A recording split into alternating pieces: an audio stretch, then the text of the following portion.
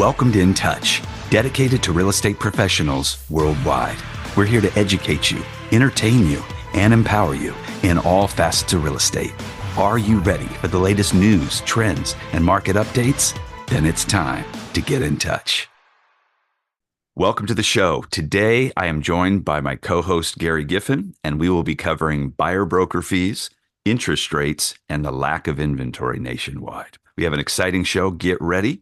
And before we start, we're going to pause for a little station identification, a little real estate agent comic relief. Hey, caller number 3. Thanks for calling in. Yeah. Okay. Nice to meet you. Yeah, Robert, what are you looking for? Yeah. You want to get something in the city? And you want to be close to what? Schools? Good schools? Yeah. I've got one close to a college campus you might be interested in. Yeah. Yeah. Well, it used to be $1 million. It's actually $100,000 today. For some reason, they dropped the price. I can't figure it out. Seems to be a lot of. Yeah, I thought it was fog. It looks like it's tear gas.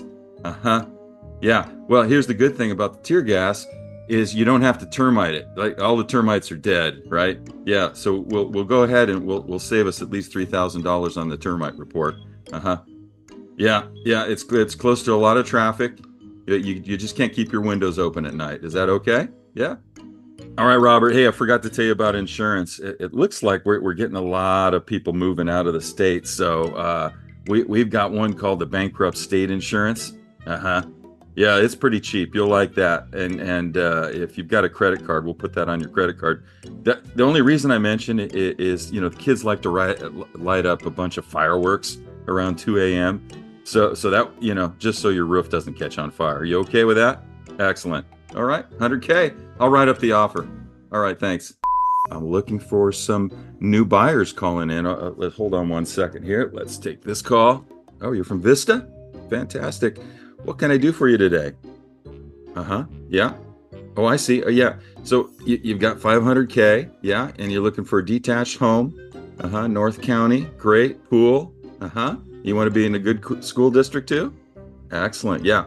And you don't mind if I send you over my buyer broker. You probably heard about the new commissions. They're only going to pay me 0.5%. So I'm pretty excited about that. And I just went to Costco, filled up my gas tank. I've got about $60 in there. Let's go ahead and just take you around for maybe the next month. If you don't mind me driving you and your family around, we'll eat at Crispy Burgers. It'll be fun. Is that good? Oh, look at that. Oh, I just got another call in. I'm going to send this lead over to Nicole. Nicole, can you take it? She's got it. Okay, thank you. I got a caller coming in from Texas, and Dwayne. Hi, Dwayne. How are you? Great. What are you looking for? You're looking for a cattle ranch. Got it. Yeah. And how many steer? We're looking about 500 steer. Okay. And if you don't mind, and how much money? You got 75K. Okay. Yeah, I can put you right down on the border. You'll be right on the border crossing. And actually, that comes with a couple shotguns. So you're going to need those. We'll go ahead and load you up. And I've got Byron. He's our top agent. He's down there right at the border right now. I'm going to send him on over. Byron, you take it. Thanks. All right, next caller coming in. Yeah. Okay. Yeah. Hi, Randy. How are you? Good. You're looking for a state with a lot of inventory? Yeah. That won't be California. We're going to have to move you out of California. How about Vegas? I got a really nice one right on the Strip. You're going to love this one. It's right next to the Bellagio. Really small house. Very cool. You're going to love it. It's 100K. And it's nice too in the summertime. This one doesn't have AC. It usually gets about 120 on the Strip. Are you okay with that? Yeah, fantastic. All right. We'll send you down. I'm going to probably hook you up with one of our best agents out there, Tiffany. So yeah, stand by. So the breaking news in the residential real estate industry of late is the NAR lawsuits and how this is going to impact real estate agents and their day-to-day business. Now, there's been a tremendous amount of noise, a lot publicized about the lawsuits, but we're still before the actual settlements take place. That's going to happen in the summer of 2024. The big $1 million question is simply this: what impact is this going to have on the commissions for the buyers and the sellers and how is this going to impact the income for the agents? And although there is a lot of opinion out there, I want to hopefully put the listener's mind at ease. And I want to share a few things that I learned through the 3 cycles I went through when I was a field agent. And that's simply this, that we are at the peak, in my professional opinion, of a euphoric market. Doesn't necessarily mean we're at the peak of prices. I'm not necessarily forecasting a depreciation in the market cycle. But what we are at the peak of is a tremendous amount of buying, a very, very low inventory, and interest rates that were preventing people from moving forward. Something is going to give coming up here. When that happens, you will see more inventory. And when there's more inventory, what happens? People become more motivated to sell their property. Now, how do you motivate people to get your property sold? You do that through incentives. Now, during the boom of 2000 through 2006, I saw sellers cutting commissions left and right. I saw brokers opening up discount brokerages left and right. But guess what happened? The discount brokers went out of business during the recession, and the sellers were offering bonuses to the buyer's agents to bring them a bid because the market was so soft. So I want you to keep this in the back of your mind. I know it's a new season. You're having to present your buyer broker agreement and get signatures before you take clients around. That's actually a positive thing. That's going to ensure you get paid something. But rest assured, when the market turns and the inventory builds, you will see sellers come out of the woodworks offering 6% commissions, bonus trips to Hawaii, extra bonuses if you can close within 30 days. So your income's not going away, but your job just got more professional. Didn't get much harder, but it got more professional. Meaning just like an attorney, just like an accountant, you will have an engagement with your client, a signature that is going to make sure that you get paid. Now let's hear from Gary Giffin. Gary, I want to get your thoughts on this. You're boots on the ground, you're in the trenches, you're in the field on a daily basis. What's going on with the buyers as you're starting to present the new buyer broker agreements and try to explain the changes that this NAR lawsuit will bring forth? Yeah, from my state, and this lawsuit that you see if you're watching news or TV, that just happened is just created a ton of confusion here, and people still don't understand it on both the buyers and the seller side. Just did a listing presentation last week, and the seller was asking me, well, do I even have to pay a commission to a buyer's agent when they come in? And I said, well, yeah, that hasn't changed. You still have to pay. It's just not going to show up on our MLS. And she thought, well, no, that's not what I heard. So there is a lot of confusion out there, Andrew, and people just don't know what's going to happen. We think there is some sort of a timeline. I think of July that this might happen to our local MLSs. But who knows, right? It's ever changing, and it's up to the lawyers and what they come up with. On the buyer side, it's actually a good thing. And like you said, any profession like a lawyer, or anybody, even when you go into the dentist, you know how much you're going to pay when you go in. You know what the service charges are. So now we're just forced to write a contract up, and this is how much percentage I work for, and then you have the buyer sign the agreement that says you'll work for, my fee is this, and you're going to be I'll be showing you properties for the next 90 to 120 days. You do have to be specific, and you do have to put in there what areas, not just I'm showing in whatever, San Diego. You do have to put zip codes down, and you do have to put areas down. Now, that form may change from what I understand, and I'm sure it will change 2 or 3 times. But for now, buyers are a little bit confused, but I think once you explain it to them,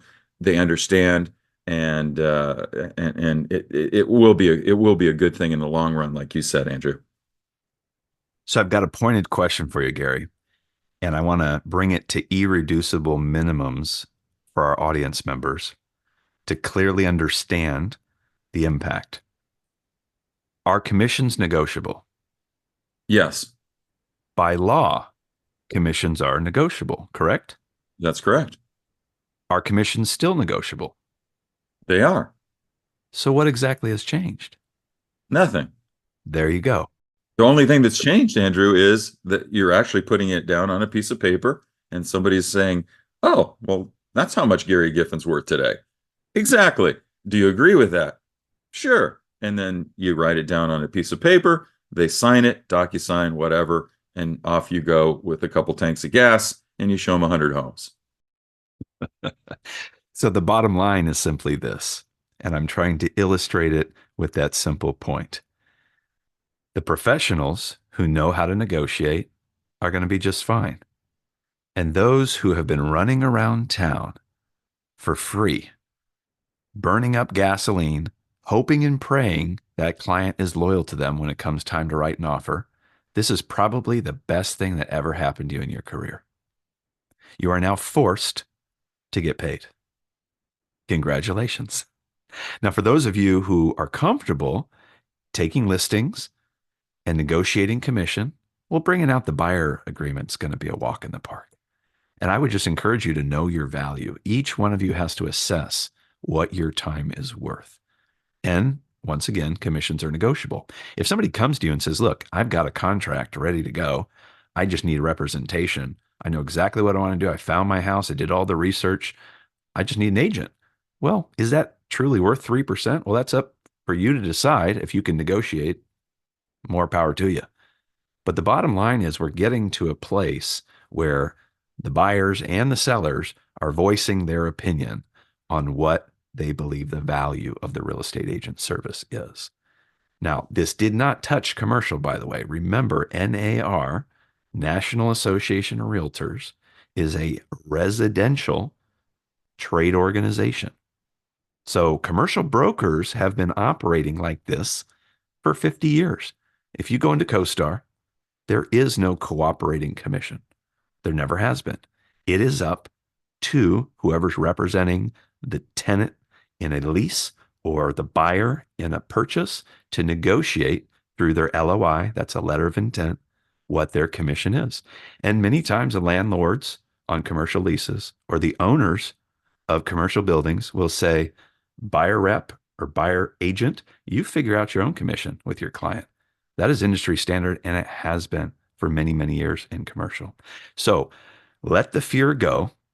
Focus on what you can be doing today, which is mastering that buyer broker presentation, knowing your value, taking these buyer presentations as serious as you take your listing presentations, and knowing what you are worth and not being ashamed, and be willing to walk away if people are not willing to sign that contract. So for the buyers that you are working with, Gary, what is their reaction when you tell them that they may be on the hook for your full commission? Well, yeah, they're a little bit confused. I do tell them that that the seller 99% of the time will pay that fee. If there is a difference in the fee, then I do bring it to their attention that they would be, if it's a 0.5%, and maybe the commission is 2% and I'm charging 2.5% as an example, they would be paying that 0.5% for my services. Are you okay with that? And as long as you're talking with them and letting them know what you're worth, then it should be fine. When you work with an attorney or an accountant, they take what's called a retainer. They're not going to pick up their pencil or turn on their computer and start working on your file until you have made a deposit at the end of the day. And I wouldn't be surprised if there's firms, I know we are seriously considering this at our firm, that would encourage the agents to do something similar. Now, there are lots of laws whenever you're retaining client funds. This would need to be done as consulting fees that could be offset by commissions. There are ways to do this, but you'll want to check with your legal department at whatever firm you work with or your broker. But the bottom line is that is the professional standard that real estate agents are going to be moved into. And that is good. That is a positive thing at the end of the day. Now, the negative thing is simply that buyers are not used to this. They have been used to running people around town, their personal chauffeur, taxi driver for no cost, and wasting a lot of people's time. And that's going to be a mind shift, and that's going to take time. There's nothing we can do to allow that time to take place where it just becomes understood in the buying pool that you cannot do that anymore. The other thing that you're going to see is you're going to see cheap sellers. I'm just going to call it what it is. You're going to see cheap sellers come out of the woodworks and say, well, I'm only going to pay you 2% and I expect you to double end the transaction. Don't be alarmed by that. You get what you pay for. So as they put those listings on the market, whether there's a CBB percentage, a cooperating broker percentage in the MLS or not, as those listings hit the market and people come to the realization that there is not going to be any offering compensation, at the end of the day, those sellers typically also overprice. And when they overprice and offer this ridiculous compensation to the other side, what do you think is going to happen? Those properties are going to sit and sit and sit. And more competition will come who are generous and willing to value the other side. And the smart sellers are going to be the ones who continue to incentivize a buyer's agent with a very healthy commission to bring that buyer. These attorneys and the lawsuit in general, the large lawsuits against the big brokerages and the NAR, they are banking on technology, and that technology with its publishing through all the internet sites is going to reduce the cost for the buyer's agent, thus saving money for the seller. But I have to tell you, technology has been around for 20 years now. In the early 2000s, I was I believe, one of the initial clients in Southern California of Google AdWords. And before Redfin, Zillow, any of the technology companies existed, there were others that came and went. And they did not break the mold. They thought they were going to break the mold. They thought people would be making offers online. There'd be no reason for an agent whatsoever. But at the end of the day, they might have disrupted the industry. And again, I'm a supporter. I like Zillow. I like Redfin. I like technology, raised outside Silicon Valley. But this industry is a long-term transaction. It's not a stock. Remember when E-Trade and all the other online brokerage houses disrupted the stock market, and the stockbrokers used to pay $20, now you pay $1 to trade a stock? Well, the difference is I can click a button and buy a stock. I can't click a button and buy a house. I can click a button and submit an offer, but then I'm into a 30 to 45 to 60-day window with a lot of technical details that need a representative to walk me through, very similar to an attorney. So I don't want people to walk away feeling like their job is at risk. At the end of the day, you will be a necessity long term. The question is, how do you value your time? That's the big question right now. So as we carry on, Gary, I'd like to know from a seller standpoint, are you witnessing sellers, we'll just call them what they are, the cheap sellers coming and saying, I refuse to pay a commission, and with that, I'm only going to pay you less than the normal commission, and go ahead and double end it. Have you seen that come up yet? Just once so far. And actually, I didn't take that listing. So you do have a choice as an agent whether to take a listing or not take a listing, or if you don't feel it's right, walk away. Does that mean you're going to eat Cheerios for the next month? Maybe. Is it worth it? Probably in stress and gray hairs. Yes. So don't worry about leaving money on the table, because that money will probably uh, cause you a divorce or a therapy session, right? So yeah, just explain the process. If they don't understand it, try and explain it to them again. If they still don't understand it and you don't feel the relationship is right, refer that business off or walk away. That's great advice. Excellent, excellent advice. And that has not changed in the sense that anytime you are dealing with an unreasonable individual, remember you have that right. It's a two-party agreement. I have a wonderful, wonderful agent that I've worked with for many years, and I was directing a video with her, and she said, I thought it was my duty for so many years that I had to work with everyone. And once I figured out that I didn't have to work with everyone, my life and my business flourished.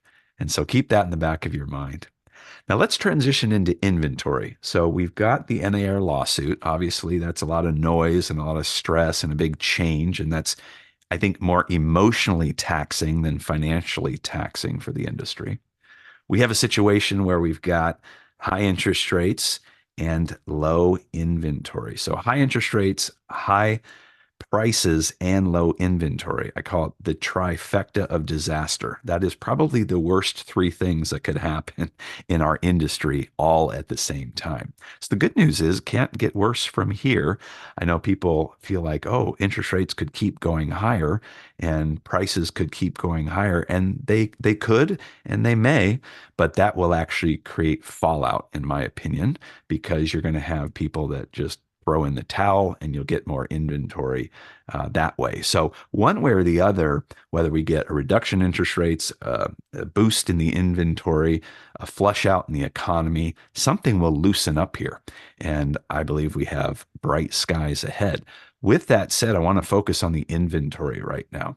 Gary, what do you see? You're in Southern California, that's your market, but this is a whole nationwide issue. This is not subject to just one market territory like it's been in the past. People post the pandemic have moved everywhere, bid up the prices. You have a lot of money floating around. What is the solution temporarily for agents in the field that feel like I've got all the buyers? The problem is I don't have the inventory. What's the solution? Well, unfortunately, the solution is if you're looking at, and I'll just make up a number here, $1 million home with the interest rates, your payment, it's you and your wife, you may instead be looking at an $800,000 home or a $750,000 townhouse or split home. So you may just have to adjust and maybe not get that dream home that you've been after. Maybe try something different or in a different zip code, or go here. We would say go east if you want more square footage, or you want a detached home, which most people want to start there. So there are options, but right now that's the only option. They're building. They're just not building fast enough, and prices and resources of wood and materials are expensive. And here you have to go east if you're going to build, or you have to scrape several homes to make a apartment building or a duplex. So that's been the option here. I'm not sure if that will be true in other states, but it might be. So, Gary, I've always considered you a great hunter. You work with both buyers and sellers, but you've worked primarily in your career with buyers, and you've been such a great deliverer of homes in tight markets. So I want to know, how do you do it? Because in these current environments where there's not a lot of inventory, how do you keep the enthusiasm of your buyer? How do you find those properties off market? And how do you get them when there's multiple offers? Well, Andrew, I can't disclose my secrets because if I told you, I'd have to kill you. But I can tell you that the main difference is relationships. And since I can't believe I've been in the business 20 years. So I was just looking that up the other day. But most agents, realtors, brokers know who I am. If they don't know who I am, I will start that relationship up really quick. And if there is five or six offers, could be 10 offers, then I have to go the extra mile, make that relationship with myself and that listing agent, seller's agent. And if I have a great lender, which I do, they have to do the same. So we come in at it as a team, and making sure that they know that if they do accept our offer, we will go into escrow and we will close, and we will we will abide by the timelines that are on the contract. And if it says a 5-day home inspection, we're doing it in 5 days. We're not asking for an extension, and we're not backing out. So those are more important than sometimes the money that's on the table. They may accept an offer from me that's less than somebody else if they know that I'm going to close in a shorter period of timeline and that I will do what I say according to the contract. So let's recap because those are magnificent principles. And I think it's critical for people who are not having success that are listening right now to take note. Get out the pens and pencils and make the bullet points. What I heard was relationship building, not looking at other listing agents or buyer's agents in your community as competition, but actually looking at them as colleagues and allies, especially when it comes to negotiating and winning the bid for your client. I also heard following the timelines, being professional, a standard of excellence, filling out the contract properly, abiding by the terms of the contract. And price is price. Sellers always want the most they can possibly get for their property, but they're also interested in the agent's opinion when they have multiple offers. Which one do you think is the best? Have you worked with these people before? Can we negotiate? So they certainly give the agents that influence. And it sounds like because you have built those relationships, just like with clients that know you, like you, and trust you, if the agent knows you, likes you, and trusts you, they're willing to put yours at the top of the pile. Now, what happens when you have that direct line of communication and your client doesn't listen, won't come up to the terms and price that that highest and best offer that's out there is going to win the bid? How do you persuade ethically, right, your client, because ultimately it's their decision to bump it up and step up to the plate to make sure that they do win the bid?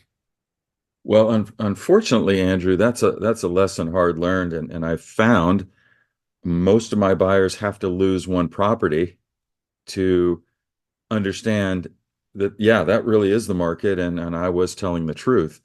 Sometimes they don't listen, and so they'll have to lose a property or two, which is a shame because it's a lot of work to put together a contract to work together with your lender and work as a team to get that property and then lose it because you didn't go up $5,000. What, or $10,000, which that sounds like a lot of money, but not in a home price where you're talking 900,000, $1 million.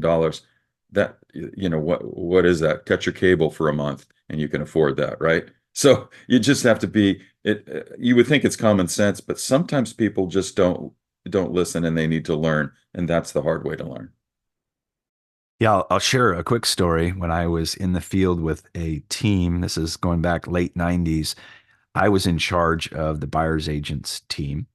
And very quickly, I figured out as a solo agent, I could sell between, say, 20 to 30, possibly a little bit more as far as inventory each year. So I'd sell about, 35 units. When I figured out that the other team members were struggling converting leads, at that time, no internet, it was all sign calls. I sat down with them and discussed the opportunity of what if I was to pick up all the calls, help convert that lead into an appointment. And then when they came the first time into the office, I would sit down with them and do a buyer consultation to set expectations of what the market is like. That way, when they experienced it as they were going on their tours or making their first offers, it validated the market knowledge and credibility of what we were discussing on the front end. And it was very effective. We ended up ramping up doing 2, 3 times the units that I could do individually by just simply teaming up with colleagues and partners. Where I was weak, they were strong. Where I was strong, they were weak. And that's kind of a beautiful marriage that you could consider with a colleague that you like and trust in a pretty challenging environment that we're facing right now. Now, I know one of the other challenges is a generational change in the workforce, and that is bringing about a new method of doing business. We don't necessarily see the same etiquette as far as delivery of offers, presentation of offers, communication between buyers and listing agents or for showings. What's your 2 cents on where we're headed and the standard of excellence, the professionalism that you see in the marketplace during your 20-year tenure? Have you noticed a change?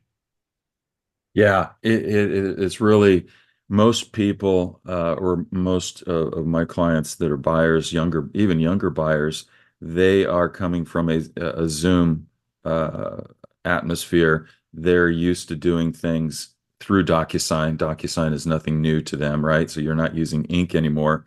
You're very rarely do you get to meet that client. Sometimes I'll sell a house over my phone because they can't fly into San Diego and look at two or three homes and then leave. So they leave it up to me to FaceTime them, walk them around the property.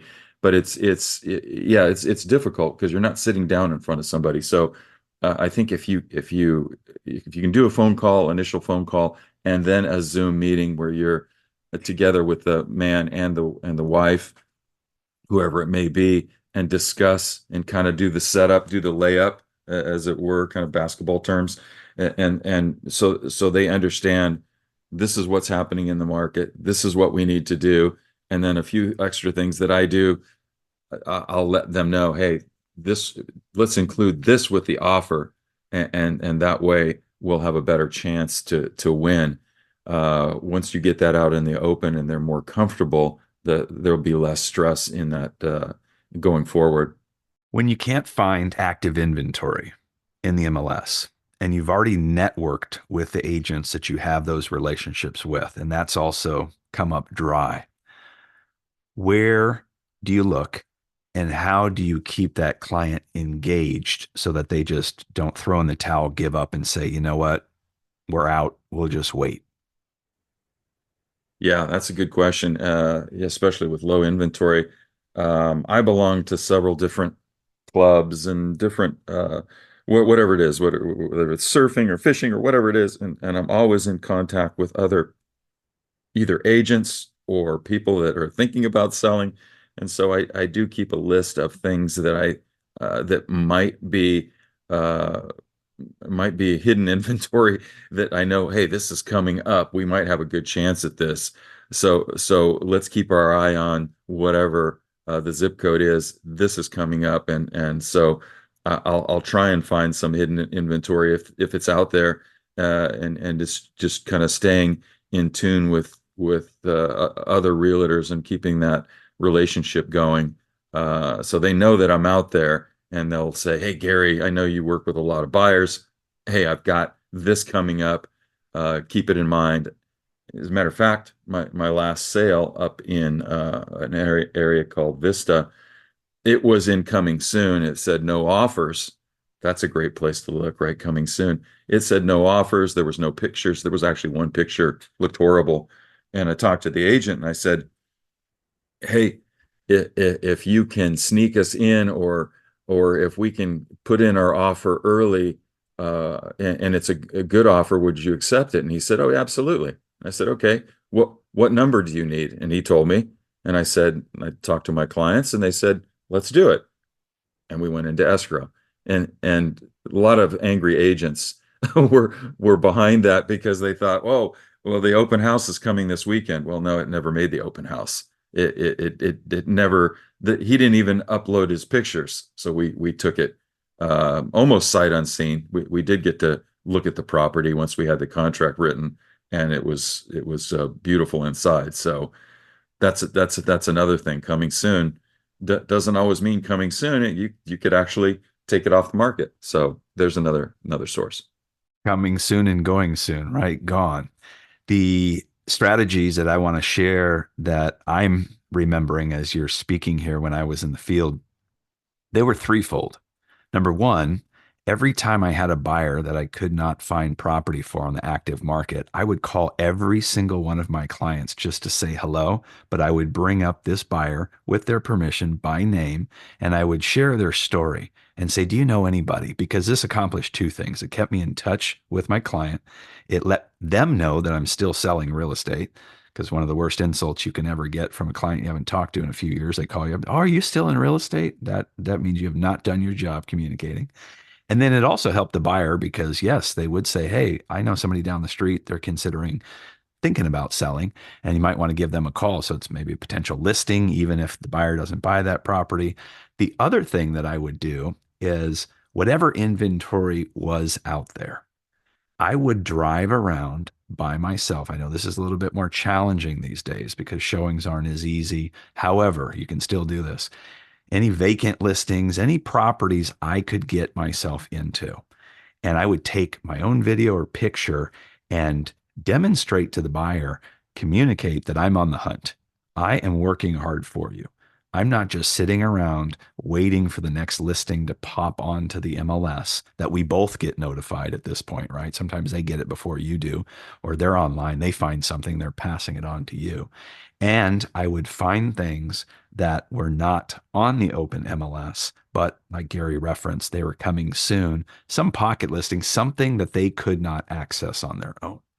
Because again, they say, well, where did you come up with that? I didn't see that one. And I said, yeah, that's because my network. Again, demonstrating my value that I'm not just on the MLS or online looking at what they're looking at.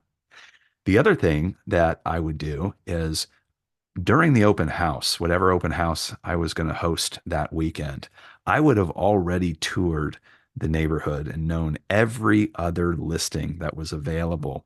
I had already been there and in it, so that when someone walked in the door, if that was not a fit, which the statistics are alarming, like 1 in 400 people buy the open house they walk into, right?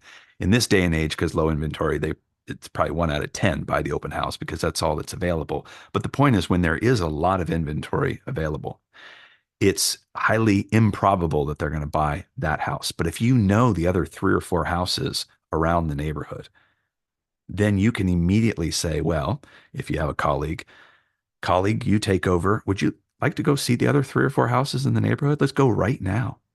Let's go right now. And I wrote so many offers and sold so much property with that method. If they're coming at the tail end of the open house and you don't have a colleague, you could also shut down your open house and then continue on with showings with that buyer on the spot. So these are few tidbits, but you're going to have to get creative here because as this inventory starts to pick up, you're going to have a new challenge. It's no longer, can I find a property? It's, oh my gosh, there's so many properties. How do I narrow this down so that I'm not driving around for 3 months and wasting a bunch of time, but I can just actually take them to the 4 or 5 that are a fit? And this has to do with knowing your neighborhoods, knowing the inventory like the back of your hand. So as this market reverses and we get more and more inventory, your mandate is to get out there. And if you got to go by yourself, go by yourself. Hit the pavement, do the broker caravans, do the open houses, get into as many properties as you possibly can the first couple days in the market, even if you see them sitting for 30, 60, 90 days, so that you know the market better than anybody else.